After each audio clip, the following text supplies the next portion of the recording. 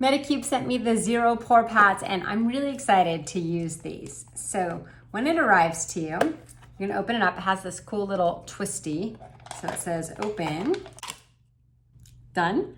All right, this is what it looks like. You immediately have that really nice smell. So you do have the option to use little tweezers here to pull one out.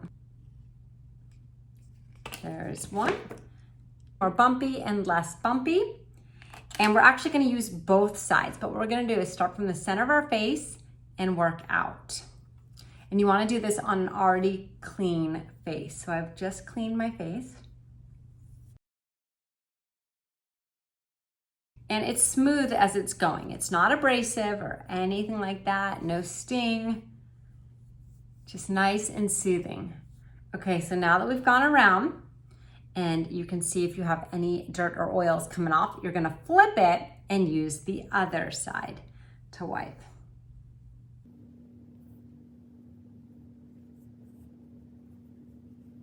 And I'm gonna go ahead down my neck as well. And then you're done with that. You can throw that one away. If you feel like there's extra toner or anything on your face, you can gently pat to remove the excess.